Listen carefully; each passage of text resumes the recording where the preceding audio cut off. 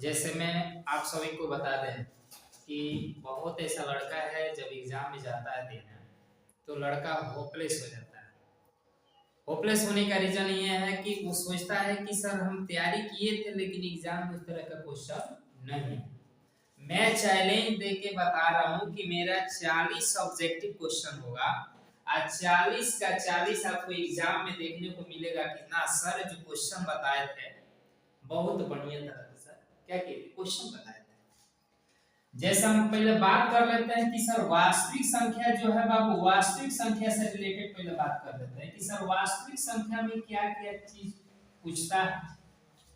वास्तविक संख्या हो गया, बीजगणितीय में जो आता है बीजगणितीय 20 मार्क से पूछता है। उसमें रहता क्या है, उसमें रहता है आपका बहुपद रहता है, दो चर वाला रैखिक समीकरण रहता है, दो चर वाले रैखिक समीकरण होता है। उसके बाद बाबू पूछेगा तो द्विघात समीकरण बताइएगा, उसके बाद आपसे पूछेगा तो बताइएगा समांतर श्रेणी बताइएगा। ठीक है। अब यहाँ पर देखने वाली बात है कि बहुत ऐसा लड़का कंफ्यूजन में हो जाता है कि सर बहुत ऐसा बात है कि थ्योरम जो होता है थ्योरम देखने में एकदम आसान है जो कि आपको चॉकलेट की तरह बताएंगे, एकदम लगेगा नहीं कि सर इतना भास्ट है, खाली समझ लीजिएगा आंसर अपने आप बना लीजिएगा। उसकी ये आपका वास्तविक संख्या हो गई, बहुपद हो गया, दो चर वाले रैखिक समीकरण हो गया, द्विघात समीकरण हो गया, ये समांतर श्रेणी हो गया। अब इसमें बात यह है कि सर उसके बाद आपको त्रिभुज पढ़ना रहता है, उसके बाद वृत्त पढ़ना रहता है, उसके बाद आपको रचना बताया गया होगा, उसके बाद वृत्त से संबंधित क्षेत्रफल बताया जाता है, उसके बाद आप लोग देखे होंगे निर्देशांक ज्यामिति के नाम तो अवश्य सुने होंगे कि निर्देशांक ज्यामिति क्या होता है। ठीक है, निर्देशांक ज्यामिति हो गया, त्रिकोणमिति हो गया, उसके बाद आप लोग ऊंचाई एवं दूरी पढ़े होंगे, ऊंचाई एवं दूरी, उसके बाद आप लोग परिक्ता और सांख्यिकी के बारे में जानते हैं, परिक्ता और क्या सांख्यिकी के बारे में। ठीक है, इसमें करना क्या है कि सर एक बात बताइए वास्तविक संख्या में क्वेश्चन किस तरह का है। वास्तविक संख्या में एकदम सिंपल सी बात समझ लीजिएगा कि सर इसमें जो आता है परमीय संख्या और अपरमीय संख्या से रिलेटेड क्वेश्चन एग्जाम में पूछता है। परमीय संख्या और क्या पूछता है, अपरमीय संख्या। अब इसमें देखिए कि सर एक बात बताइए परमीय संख्या है और ये क्या है अपरमीय संख्या है। परमीय संख्या एकदम सिंपल सी बात समझ लीजिए कि सर जिसको p बटा q के रूप में लिखा जाता है वो परमीय है, और जिसको p बटा q के रूप में नहीं लिखा जाता वो क्या है अपरमीय। यानी भोजपुरी में कहल गई बा जावना का रूट में देगा जावना के वर्गमूल हो गई वो समझ लो परमीय है, और जावना के वर्गमूल ना भइल वो समझ लो का है अपरमीय। बस समझ गए। जैसे मान लीजिए कोई पूछ दिया कि सर वास्तविक संख्या में आपने बताया कि परमीय और अपरमीय के रूप बता दिया, तो परमीय कभी भी होता है तो p बटा q के रूप में होता है, अपरमीय कभी भी होगा तो क्या होगा p बटा q के रूप में नहीं होगा। बस समझ गए। तो यानी कहने का मतलब ये है कि सर अगर रूट 9 पूछेगा कौन सी संख्या तो आप बता दिए कि सर क्या है, तो ये बता दिए परमीय क्यों, क्योंकि 9 का वर्गमूल होता है। लेकिन यही क्वेश्चन अगर पूछता है कि सर रूट 11 का क्या है तो अपरमीय है क्योंकि इसका वर्गमूल नहीं होता है। बस समझ आ रहा है। 16 का पूछेगा तब बता दीजिएगा कि सर ये क्या है परमीय है क्योंकि सर इसका वर्गमूल होता है और इसका वर्गमूल नहीं होता। बस समझ में आ रहा है। अब यहाँ पर बात आता है कि सर यहाँ तक कोई प्रकार की दिक्कत आपको नहीं है। अब यहाँ पर समझ लीजिए उसके बाद बाबू आपको पढ़ना रहता है इसी टॉपिक में से, जैसे यूक्लिड के भाग लेमा से a बराबर बी क्यू प्लस आर आता है, जहां आप लोग को मालूम होगा कि बताते हैं कि 0 less than R less than क्या होता है b होता है। यानी कहने का मतलब ये है कि a बराबर बी क्यू प्लस आर, इसका मतलब ये होता है बाबू कि भाज्य बराबर क्या होता है भाजक के गुणे क्या होता है भागफल और प्लस क्या होता है शेषफल होता है। ठीक है, जैसे एग्जाम में क्वेश्चन देखिए कैसे दे दिए, एग्जाम में क्वेश्चन दे दिए कि सर a बराबर 36 है, b बराबर मान लीजिए बाबू आपको दे दिए कितना, कह दिए कि सर b बराबर 5 है, तो आपने देख लिया कि सर a बराबर 36 है, b बराबर 5 है दिया है। सर बात यहाँ पर ये कह दी कि सर q एंड क्या निकाल दीजिए, r का वैल्यू निकाल दीजिए। अब यहाँ पर सस्पिशन ये है कि सर b बराबर 5 दिया है, तो एकदम घबराने की जरूरत नहीं है। यहाँ पर इस रूल का पालन आप कीजिएगा, यहाँ पर a होगा तो ये b होगा, ये q होगा तो ये क्या हो जाएगा, r हो जाएगा। a के जगह पर 36, बीच में 36 रखिए, भाग तो सब किसी को आता है। 5 7 बचे कितना हो जाएगा, 35, यानी यहाँ पर कितना बचेगा 1। तो सर q का मान हो गया कितना 7 और सर r का मान कितना हो गया 1 हो गया। बात तो ये समझ में।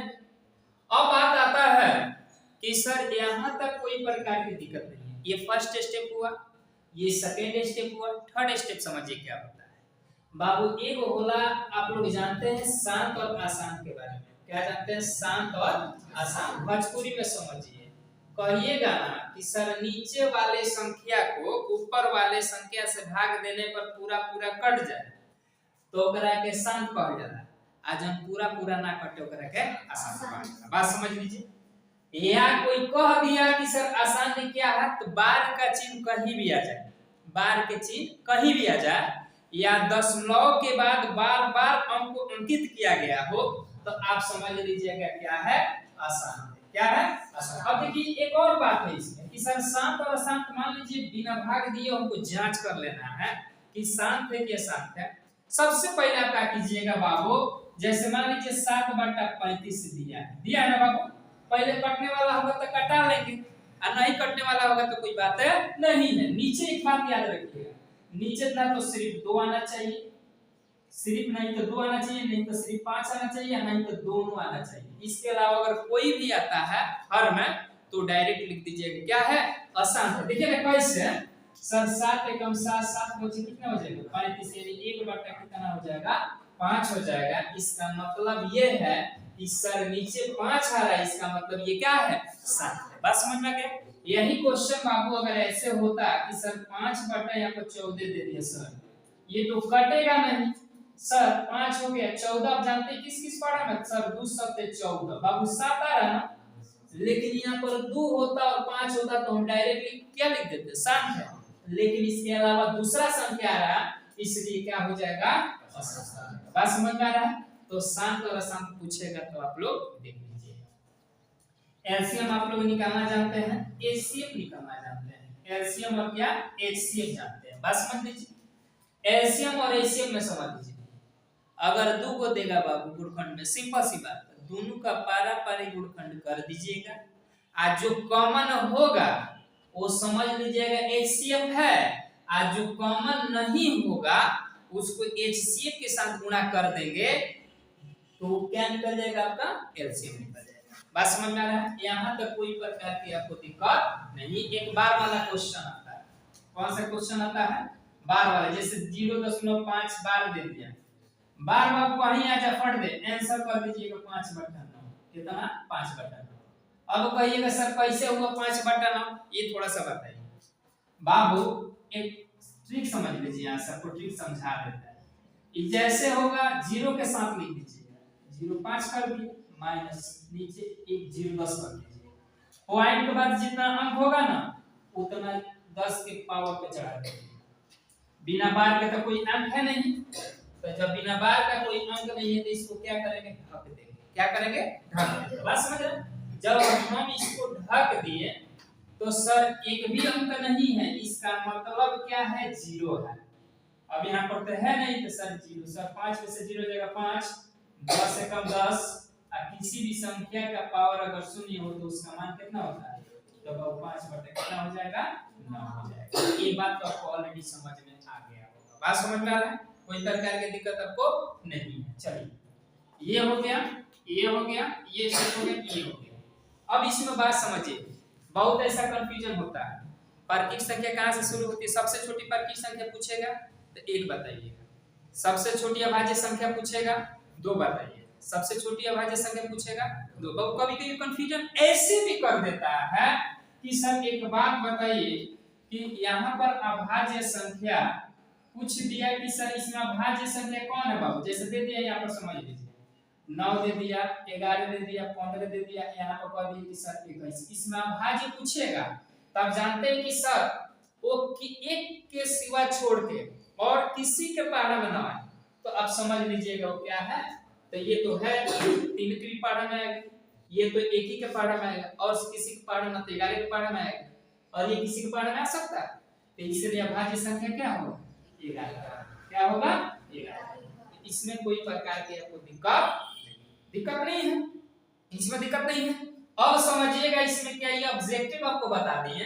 इसके बाद हम आपको ऑब्जेक्टिव क्वेश्चन टोटल लेसन का बताएंगे मात्र 60। अभी बताते हैं कि कैसे बनेगा, उसका क्वेश्चन उतार के आपको बताएंगे तो सब समझ में आ जाएगा।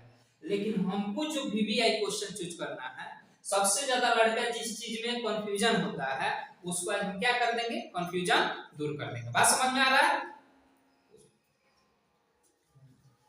चलिए अब देखिएगा, ये तो हो गया, नोट कर लीजिए आप लोग। हो गया बंद कर लो, बजरो कर लो। चलिए यहाँ पर समझिएगा,